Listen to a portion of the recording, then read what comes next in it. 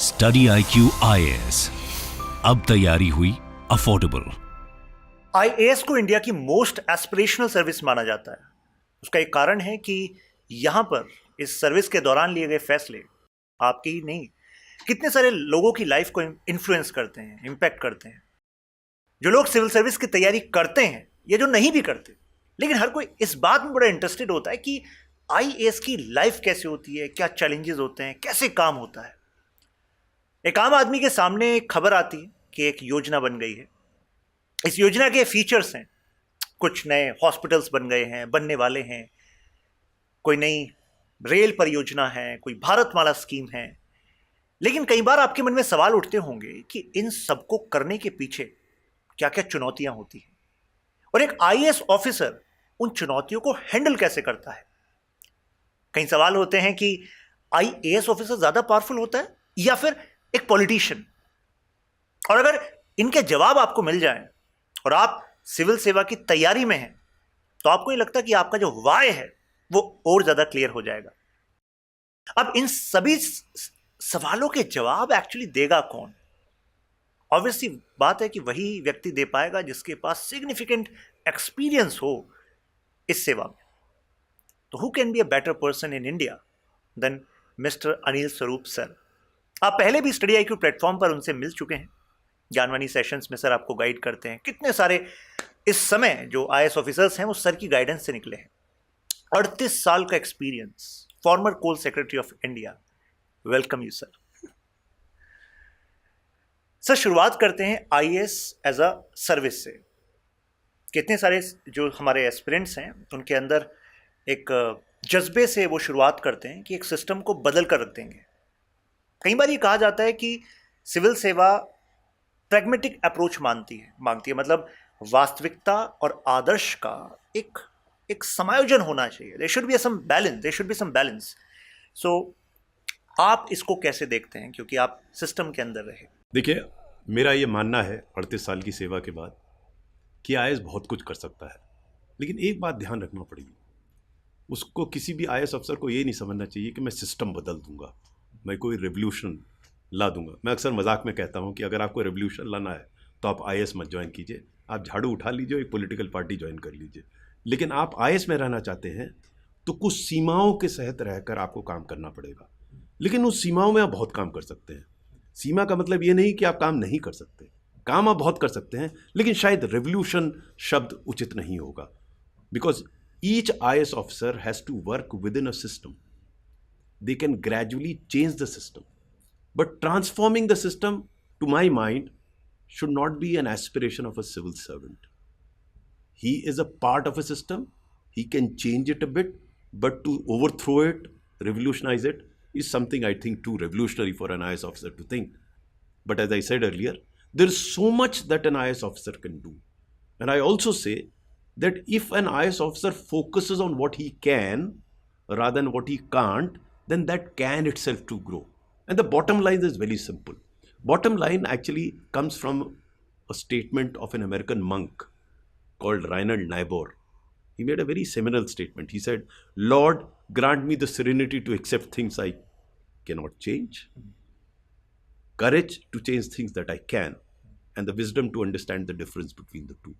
Now, this is very important for an IAS officer, because otherwise he'll get frustrated.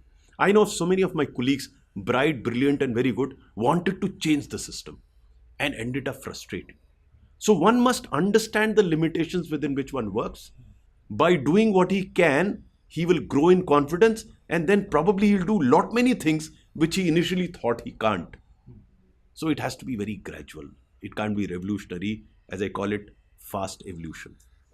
So I think इससे आपको clarity मिल गई होगी क्या आप बदल सकते हैं और क्या आपके बस में नहीं है।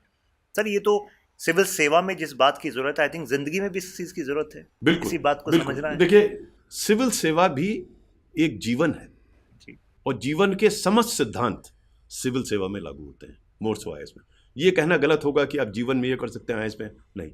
वो भी एक कंटिन्यूम है जीवन का, और जीवन जो आईएएस की जो सेवा है वो भी एक जीवन है। तो जो जीवन के सिद्धांत हैं वो पूर्णतः आईएएस में भी लागू होते हैं। सर, हमारी प्रीवियस कन्वर्सेशंस में आपने उजागर किया था कि जैसे राष्ट्रीय स्वास्थ्य बीमा योजना, तो उसको शेप करने में यू वर एक्चुअली लीडिंग। लेकिन कई बार सिस्टम में जाकर अगर आपको सपोर्ट नहीं मिलता, तो एक जो रेवोल्यूशन से आया है, फिर उसने बैलेंस के बारे में सोचा है, फिर वो सेवा में गया है, लेकिन उसके बाद वो बैलेंस में भी उसको दिक्कत होने लगती है, क्योंकि ना पॉलिटिकल सपोर्ट मिल रहा है, ना एडमिनिस्ट्रेटिव सपोर्ट मिल रहा है। वो सोच कर गया था कि आईएएस बनने के बाद मैं ये कहूंगा और वो सब होने लगेगा। तो आप कुछ अपने एग्जाम्पल से समझाना चाहेंगे किस तरह की चुनौतियां आपने उस समय देखी जब आपको सपोर्ट नहीं मिला? फाइनली आपने एक ऐसी स्कीम को अंजाम दिया जिसने कितने सारे ऐसे लोगों को, मतलब उनकी लाइफ को इम्पैक्ट किया, जो शायद उन्हें पता भी नहीं होगा कि यू वर बिहाइंड दैट। देखिए, जैसा मैंने पूर्व में कहा, जैसे जीवन है, जीवन में चैलेंजेस होते हैं। कोई ऐसा जीवन नहीं जो कहेगा बिल्कुल स्मूथ था, सब कुछ बढ़िया हो गया। इसी तरह सेवा है, सेवा में भी चैलेंजेस होते हैं। शुरू में अपने सेवा काल में मैंने देखा, मुझे भी फ्रस्ट्रेशन हुआ। मुझे ऐसा लगा कि मैंने तो ठीक कहा था ये, लेकिन हुआ नहीं। जैसे आरंभिक तौर में शुरू में जब मैं सब डिविजनल मैजिस्ट्रेट था, मैं 1985 की बात कर रहा हूँ। 1985 में मेरा ट्रांसफ़र इस बात पे हो गया कि मैंने एक विधायक यानी कि एमएलए के विरुद्ध एक फाइल भेज दी थी डीएम को। सिर्फ इतनी सी बात पे निर्णय डीएम को लेना था, वो उसे रिजेक्ट कर सकता था, लेकिन रिजेक्ट किया या नहीं किया तो मुझे नहीं पता, मेरा ट्रांसफ़र हो गया। तो मुझे बड़ा फ्रस्ट्रेशन हुआ। तो शुरू में मुझे ऐसा लगता था कि जो मैं चाह रहा हूँ नहीं हो रहा। धीरे धीरे मुझे समझ में आया कि सब कुछ जो आप चाहते हैं तो नहीं होगा। बहुत सारी ऐसी चीज़ें हैं जो आप चाह रहे हैं वो नहीं होगा, जो आप ठीक समझते हैं नहीं होगा, क्योंकि जीवन में या अन्यथा हर चीज़ सही तो होती नहीं है, तो आपको उसके साथ एडजस्ट करना पड़ता है। लेकिन बहुत सारी ऐसी चीज़ें जो आप हो सकती हैं। आपने आरएसबीवाई का जैसे उदाहरण दिया जी। जब आरएसबीवाई का आरंभ हुआ 2007-2008 में, तब मुझे काफ़ी 26 साल का अनुभव हो गया था सेवा में। तब मुझे समझ में आज आ गया था कि बहुत सारी चीज़ें जीवन में हो जाती हैं, बहुत सारी चीज़ें नहीं होती हैं। तो तब मैं जैसे कर्मण्यवादे कार्यस्ते मा फलेषु कदाचन है जी, उस सिद्धांत को समझने लगा था। तो मैं फोकस था अपने कर्म पर कि मैं जो ठीक समझ रहा हूँ मैं करूँगा। हो सकता है रिजल्ट मिले, हो सकता है ना मिले, नहीं मिलेगा तो हो सकता है उसमें भी कुछ मेरा हित निहित है उसमें, और हो जाता है तो बहुत बढ़िया। तो मैं एंजॉय करने लगा था जर्नी को, यानी कि जो मैं कर रहा हूँ और पूरी लगन से मैं उसे करता था। वही आरएसबीवाई में हुआ। तो जैसे कई स्टेट, एक स्टेट में मुझे याद है मैं गया तो वहाँ मैं चीफ सेक्रेटरी से मिला, उनको बताने के लिए कि साहब ये योजना है, गरीबों की है, लेकिन चूंकि ये स्मार्ट कार्ड बेस्ड योजना थी और उस समय ये टेक्नोलॉजी लोग ज़्यादा तो लोग जानते नहीं थे। तो उन चीफ सेक्रेटरी ने मुझसे कहा, अरे अनिल ये बेकार की चीज़ें लेकर आए हो, इस स्टेट में कौन तुम्हारे स्मार्ट कार्ड चलाएगा, चाय पियो और जाओ तुम। तो मैं बड़ा डिसअपॉइंट हुआ। कमरे से बाहर निकला और देखिए कैसे परिवर्तित होता है। बाहर निकला, मेरे एक साथी थे, मेरे बैचमेट, वो मुख्यमंत्री के सचिव हुआ करते थे उस प्रदेश में। तो जब उसने देखा कि मेरा कुछ चेहरा उतरा हुआ तो उसने पूछा, अनिल क्या हुआ? तो मैंने उसको बताया कि भाई देखो यार, चीफ सेक्रेटरी मेरी बात ही नहीं मानते, इतनी अच्छी स्कीम है। तो उसने मुझे सुझाव दिया कि तुम्हारी मुख्यमंत्री से मुलाकात करा देते हैं। मैंने कहा बहुत बढ़िया। बोले लेकिन 5 ही मिनट हैं तुम्हारे पास, उनको समझा देना 5 मिनट में। मैंने कहा कोशिश करते हैं। वो ले गया चीफ मिनिस्टर के सामने। चीफ मिनिस्टर कहीं जा रहे थे, वो चूँकि उनका सचिव था तो उन्होंने 5 मिनट मुझे दे दिए। 5 मिनट में ना जल्दी उनको आरएसबीवाई के बारे में कुछ बताया। वो बहुत इंप्रेस हो गए। उन्होंने अपना प्रोग्राम पोस्टपोन कर दिया। उन्होंने कहा बैठो। उन्होंने मुझे पूरा सुना योजना के बारे में। फिर उन्हीं चीफ सेक्रेटरी को बुलाया और उनसे कहा देखिए कितनी अच्छी स्कीम लेकर आए हैं, और वो प्रदेश फिर सबसे अच्छा उसने योजना को काम किया। तो तब तक मुझे समझ में आ गया था कि हर चीज़ अपने हिसाब से नहीं चलेगी, कभी नीचे होगी कभी ऊपर होगी। आप अपना प्रयासरत रहिए, कुछ जगह आपको सफलता मिलेगी, कुछ जगह सफलता नहीं मिलेगी। मेरे कार्यकाल में भी ऐसा हुआ। शुरू में जब सफलता नहीं मिलती थी तो मैं फ्रस्ट्रेटेड महसूस करता था, ये बिल्कुल सही बात है। लेकिन धीरे धीरे मुझे समझ में आया कि सफलता और असफलता तो मेरे हाथ में है ही नहीं। मेरे हाथ में सिर्फ अपना कर्म है। अगर आप उस कर्म को ठीक से कीजिए, लगन से कीजिए, तो चांसेस हैं कि आपको सफलता मिलेगी। और बाय एंड लार्ज जब मैं अपने 38 साल के कार्यकाल को देखता हूँ, सामान्य रूप से सफलताएं असफलताओं से ज़्यादा थी।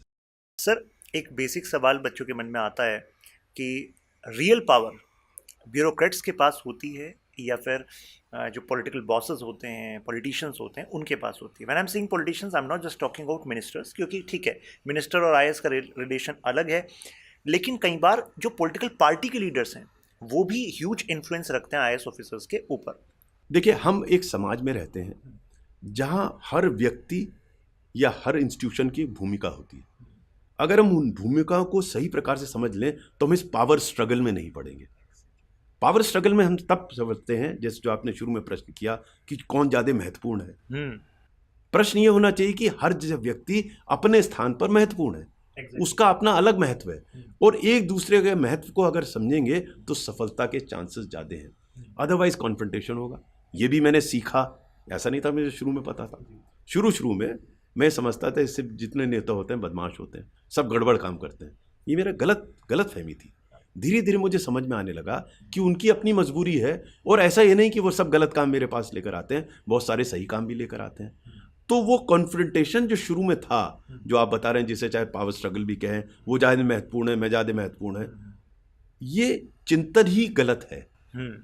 क्योंकि पॉलिटिशियन की एक विशिष्ट भूमिका है। एक हम डेमोक्रेसी में रहते हैं, जब हम डेमोक्रेसी में रहेंगे तो एक पॉलिटिशियन का एक भूमिका बनी रहेगी, और उसको स्वीकारना चाहिए, उसको रिकग्नाइज करना चाहिए। हाँ, ये बात अलग है कि अगर वो पॉलिटिशियन मुझसे कोई गलत काम कह रहा है तो मुझे नहीं करना चाहिए, और सही काम कह रहा है तो तुरंत करना चाहिए, और हम ये मान के ना चलें कि हर काम गलत कह रहा है। मेरी आने वाली पुस्तिका है एनकाउंटर्स विद पॉलिटिशियन, उस पर मैं विस्तार से इस पर चर्चा कर रहा हूँ कि पॉलिटिशियन से इंटरेक्शन कैसा हो सकता है, होना चाहिए। क्योंकि जैसे हर प्रकार के पॉलिटिशियन होते हैं, उसी तरह के हर प्रकार के सिविल सर्वेंट्स होते हैं, उसी प्रकार के हर प्रकार के जनमानस होते हैं, अच्छे बुरे।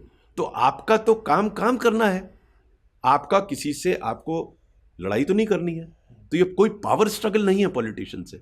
एक बार आप इस चीज को समझ लेंगे तो आपका कन्फ्रंटेशन नहीं होगा पॉलिटिशियन से।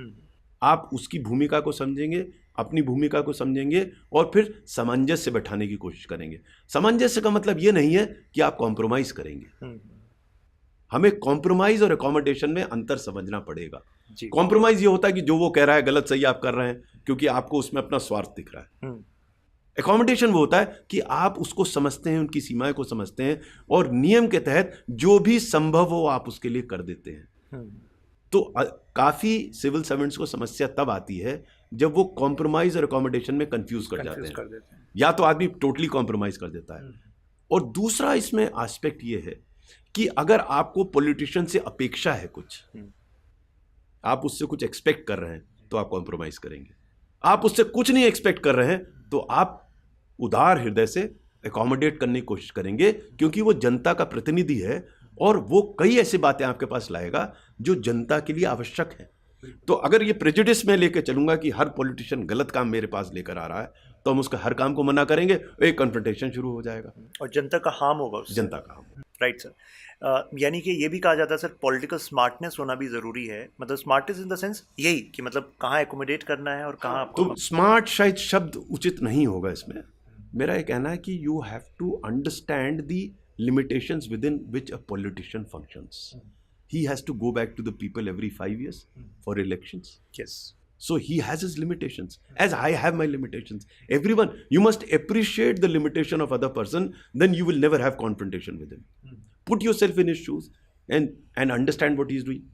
There could still be difference opinion. I had strong difference of opinion with politician. I did have confrontation, but the levels came down gradually as I went up the ladder, because I started understanding his role and my role, and I saw that there was a lot of complementary in these roles than conflicting roles. तो I think ये एक learning lesson है कि conflicting relation से ना समझें कि politicians versus कुछ आईएएस ऐसा हो रहा है, मतलब रैदर इट इज कॉम्प्लीमेंट्री। कितनी जगह हाँ, ये जीवन में जैसे है जी, हस्बैंड वाइफ में है जी, मित्रों में है, वहां भी यही होता है। एग्जैक्टली कि आप कॉन्फ्रंटेशनिस्ट अप्रोच अप्लाई कर रहे हैं या दूसरे को समझने की कोशिश कर रहे हैं। वही पॉलिटिशियन सिविल, जैसे आपने शुरू में बिल्कुल सही कहा कि वो भी एक जीवन है सिविल सर्वेंट का। बिल्कुल, जो जीवन के सिद्धांत हैं वो वहां भी लागू होते हैं। वहां भी लागू होते हैं। सर, आईएएस आपको अपॉर्चुनिटी देता है कि आप ग्राउंड से और सेक्रेटरीट तक काम करते हैं, मतलब on ground and then in policies. So district में काम करना और दिल्ली में काम करना, सेंटर के साथ काम करना, तो क्या डिफरेंसेस रहे? कौन सा आपको ज़्यादा पसंद आया? क्या अलग अलग चैलेंजेस हैं? देखिए, पसंद के हिसाब से मुझे दोनों पसंद आए, क्योंकि दोनों में भिन्न प्रकार की भूमिका थी और दोनों एक दूसरे को सप्लीमेंट करते हैं। कैसे सप्लीमेंट करते हैं कि जो आपने अनुभव जिले में किया, चाहे एज सब डिविजनल मैजिस्ट्रेट या डिस्ट्रिक्ट मैजिस्ट्रेट, कलेक्टर, वो अनुभव का उपयोग आप पॉलिसी फॉर्मुलेशन में करते हैं। जब आप दिल्ली में कार्य करते हैं तो अधिकतर आप पॉलिसी फॉर्मुलेशन का कार्य करते हैं, नई पॉलिसी बनाना है, पॉलिसी को इवैल्यूएट करना है। तो अगर पॉलिसी जो आप बना रहे हैं उसका ग्राउंड से कनेक्ट नहीं है तो निश्चित रूप से पॉलिसी फेल होगी। तो अगर आपको जो अनुभव है ग्राउंड का कि व्यवहारिक दृष्टिकोण से यानी कि प्रैक्टिकली कोई पॉलिसी इंप्लीमेंटेशन में कौन से एस्पेक्ट्स देखे जाने चाहिए वो आप फिर फैक्टर करते हैं पॉलिसी फॉर्मुलेशन में, तो ये एक दूसरे को सप्लीमेंट करते हैं। कई लोग कहते हैं भाई डिस्ट्रिक्ट ज़्यादा इंपॉर्टेंट है, वैसे PM, CM और DM वो ज़्यादा महत्वपूर्ण है, लेकिन मेरा ये मानना है कि ये ठीक नहीं है आकलन। DM एक महत्वपूर्ण कार्य करने के लिए होता है, प्रिंसिपल कोऑर्डिनेटर है डिस्ट्रिक्ट का, बहुत ज़्यादा चेंजेस आप वहाँ ला सकते हैं। आप दिल्ली में आके पॉलिसी फॉर्मुलेशन कैनवस बिल्कुल बड़ा हो जाता है, वो एक जिले का कैनवस होता है, ये पूरे नेशन का कैनवस होता है, कई केसेस में इंटरनेशनल कैनवस होता है, तो ये कैनवस बड़ा हो जाता है। तो यहाँ आपका चिंतन बिल्कुल थोड़ा सा उस अनुभव के आधार पर भिन्न होता है। तो दोनों ही महत्वपूर्ण है, ये कहना ठीक नहीं है कि कौन ज़्यादा महत्वपूर्ण है, दोनों ही महत्वपूर्ण है। देखिए मेरा व्यक्तिगत अनुभव ये रहा कि भारतीय प्रशासनिक सेवा यानी कि IAS में हर पद महत्वपूर्ण है। कई लोग कहते हैं ये अच्छी पोस्ट है, ये अच्छी नहीं है, मेरे विचार से हर पोस्ट महत्वपूर्ण है, क्योंकि हर पोस्ट पर, हर पद पर आप बहुत महत्वपूर्ण योगदान कर सकते हैं। नाइस सर, RSBY के बाद जब आयुष्मान भारत योजना आई थी, so I remember once you were telling कि you had this, you were invited actually कि आपको अपने ओपिनियन शेयर करने थे RSBY पर, आयुष्मान भारत योजना पर, और आपका मिलना फिर नरेंद्र मोदी जी से, हमारे प्राइम मिनिस्टर से भी हुआ। तो उस वाक़ये के बारे में और स्पेसिफिक जो इशू था उसके बारे में कुछ बताना चाहेंगे? वो एक बहुत ही विचित्र लेकिन अच्छा अनुभव था जी। मुझे रिटायरमेंट के सिर्फ 3 माह बचे थे, मार्च का महीना था, और मेरे पास फ़ोन आया प्रमुख सचिव प्रधानमंत्री का, जिनके साथ मैंने पहले काम किया था। उन्होंने कहा कि अनिल तुम शाम को आके प्रधानमंत्री जी को हेल्थ इंश्योरेंस के बारे में ब्रीफ कर सकते हो। तो मैंने कहा साहब मैं तो सचिव एजुकेशन हूँ, मेरे से क्या मतलब है। बोले नहीं तुम्हें अनुभव है, और हम लोग पिछले 3 वर्ष से प्रयास कर रहे हैं प्रधानमंत्री जी को समझाने का इंश्योरेंस के बारे में, और कुछ बात बन नहीं रही है, तो अगर तुम आके बता सको। तो जब वो इंसिस्ट कर रहे थे मैंने कहा साहब ठीक है, लेकिन मेरा लोकल स्टैंड आई क्या होगा। बोले आज शाम को चर्चा है स्वास्थ्य विभाग के साथ, हम शिक्षा विभाग की भी चर्चा रख देते हैं, तो तुम अगर तुमसे पूछते हैं प्रधानमंत्री तुम बता देना, बट एक चीज़ ध्यान रखना कि वो इंश्योरेंस के नाम से थोड़ा नाराज़ हो जाते हैं। तो मैंने कहा साहब मेरी डांट पड़वाने के लिए आप मुझे बुलवा रहे हैं। बोले नहीं तुम पूछें तो तुम बता देना। तो मैं शाम को पहुंचा उनके घर पे, कुछ 8-10 लोग थे, स्वास्थ्य सचिव ने प्रस्तुतिकरण किया आयुष्मान भारत का, और प्रधानमंत्री जी थोड़ा खुश नहीं दिखे। फिर वो मेरी तरफ घूमे, उन्होंने कहा कि अनिल आप रहे हैं हेल्थ इंश्योरेंस में, आपकी क्या राय है। मेरी राय वही थी जो स्वास्थ्य सचिव कह रहे थे, इंश्योरेंस के फेवर में। फिर मैं 15 मिनट लगभग बोला, तो प्रधानमंत्री ने बड़ा ध्यान से मुझे सुना। वे लोग समझते हैं बोलते अच्छा है, वो सुनते भी बहुत अच्छा है, बिना मुझे हस्तक्षेप किए। 15 मिनट जब मैं बोल लिया, तो जिस बात को विपरीत वो प्रस्तुत कर रहे थे, वो मेरी बात सुन के उन्होंने मेरी बात से सहमत हो गए कि आप ठीक कह रहे हैं। उस दिन आयुष्मान भारत जो है वॉज बॉर्न, नाम उसको बाद में मिला जी। जब मैं बाहर निकल रहा था, तो संयुक्त सचिव जो थे प्राइम मिनिस्टर के, उन्होंने मुझसे कहा कि सर आपको तो पता था ये नाराज़ हो जाते हैं इंश्योरेंस के नाम से, फिर भी आपने अपनी बात कही। मैंने कहा देखो यार, मुझे ना तो इनसे अभी कुछ चाहिए, ना रिटायरमेंट के बाद कुछ चाहिए। मैंने जो ठीक समझा इनको बता दिया, इनको समझ में आया बहुत अच्छा, नहीं आता तो भी बहुत अच्छा, मैं तो नेशन के हित में जो ठीक समझा मैंने बता दिया। लेकिन मोदी जी को आपने अलग क्या बताया, मीन्स इंश्योरेंस के बारे में? इससे पहले स्वास्थ्य सचिव बात कर रहे थे। 2 पॉइंट हैं कि मोदी जी इंश्योरेंस से खुश क्यों नहीं थे, इंश्योरेंस के नाम से, यानी कि कुछ ऐसी उनकी भी नॉलेज रही होगी, और फिर आपने उन इशू को कैसे रिजॉल्व किया? वो ये समझते थे कि इंश्योरेंस वाले पैसा बनाते हैं, ओके, पैसा बनाते हैं और जन साधारण को लाभ नहीं होता। मैंने उनको समझाया इस चीज़ को। मैंने कहा साहब पहली चीज़, वो पैसा तब बनाएंगे जब वो निर्धारित करें कि कितना चार्ज करेंगे। हम इसको ऑक्शन करेंगे बिड को कि प्रीमियम कितना चार्ज करेंगे, वो आपस में कंपटीशन होगा सब इंश्योरेंस कंपनी का। तो अगर कोई ज़्यादा प्रॉफिट बना रहा होगा तो दूसरा बिड कम कर देगा। एग्जैक्टली। नंबर 1। तो ज़्यादा पैसा नहीं बना सकते। मैंने कहा मान लीजिए 1 साल बना भी लेंगे और पैसा बना लिया किसी ने, अगले साल जब बिड होगी तब फिर नीचे चला जाएगा, क्योंकि दूसरी इंश्योरेंस कंपनी नीचे बिड कर देगी। तो पैसा बनाना आसान नहीं होगा, नंबर 1। नंबर 2, मैंने सबसे महत्वपूर्ण बात ये बताई जो उनको समझ में आई, मुझे ऐसा लगता है कि दूसरा विकल्प ये है कि आप जो व्यक्ति हॉस्पिटल जा रहा है, गरीब आदमी जिसके लिए योजना थी, आप उसको पैसे दे दें। तो उसको पैसे देने का मतलब ये है कि जब वो हॉस्पिटल जाएगा तो जो कंपटीशन है वो उस व्यक्ति में है, और हॉस्पिटल वाला उसे एक्सप्लॉइट कर ले। बिल्कुल, उसका कोई तरीका नहीं है जांच करने का कि अस्पताल वाला सही बात कह रहा है गलत कह रहा है। एग्जैक्टली। इसके अगेंस्ट अगर आप देखें, इंश्योरेंस कंपनी अगर चेक करेगी हॉस्पिटल से तो वो बेटर कंपटीशन होगा, एग्जैक्टली, बेटर एक्सपीरियंस है उनको। सबसे महत्वपूर्ण बात यह है कि इंश्योरेंस कंपनी को तो आप प्रीमियम दे देंगे जी, तो आपकी लायबिलिटी लिमिटेड हो गई उतनी। आपको पैसा तो बहाना नहीं है कि जितना मांग रहा है हॉस्पिटल जी, वो हॉस्पिटल से आर्ग्यू करेगा और सही अमाउंट पे सेटल करेगा। वरना इंडिविजुअल को आप पैसा देंगे तो कहेगा 10 नहीं 12 लगेगा, तो आपके पास क्या तरीका बताने का कि 12 लगेगा 11 लगेगा। इंश्योरेंस कंपनी का क्योंकि प्रीमियम उसको सीमित मात्रा में मिलना है, इसलिए वो आसानी से जायज़ ही चीज़ हॉस्पिटल को देगा और वो बेटर पोजीशन में होगा as compared to an individual to compete with the hospital. और यहाँ से इमर्ज हुई आयुष्मान भारत योजना और इसका इम्पैक्ट, पॉजिटिव इम्पैक्ट, मतलब कितने सारे लोग इस समय देख रहे हैं। तो मतलब अगर आप आईएएस बनने की सोच रहे हैं तो एक बार सर के इस डिस्कशन को ज़रा समझ लीजिएगा कि आप स्टार्ट करते हैं एसडीएम से, जहाँ पर एक विधायक से किसी बात के विरोध में आपका ट्रांसफ़र हो जाता है। अगर उस समय वो आईएएस ऑफिसर वहाँ हताश हो जाता, निराश हो जाता, सोचता कि नहीं, I am not made for the system, तो फिर वो इतने ऊपर जाकर सीधे देश के प्रधानमंत्री मोदी जी को सलाह कैसे देता, फिर इतनी बड़ी योजना कैसे बनती। तो this is what this service actually gives to you, this is unparalleled. Sir, कोई रिग्रेट रहे सर्विस में? I don't recall any regret. I enjoyed every moment. And that is why in my book, Not Just a Civil Servant, in the last chapter I write, if I were to be born again, I'd like to be an IAS officer all over. I won't say that if I had too many regrets. I can't recall too many regrets. एक आध छोटी मोटी बात रही होंगी तो रही। कुछ ऐसे सुधार जो अब आपको लगता है कि ये होने चाहिए आईएएस में? कई सारे सुधार, वो अगली चर्चा जब आपकी होगी तो विस्तार से उसमें बात कर लेंगे। ठीक है, काफ़ी विस्तार से उसमें चर्चा हो सकती है। ठीक है। So stay tuned for the next episode of IAS Behind the Scenes, जिसमें हम इस डिस्कशन को आगे बढ़ाएंगे। आपके जो सजेशंस हैं, जो आपके मन में सवाल हैं, वो भी आप कमेंट्स में शेयर कर सकते हैं। Every comment is going to be recorded. Thank you sir. Thank you very much. Study IQ IAS, अब तैयारी हुई अफोर्डेबल।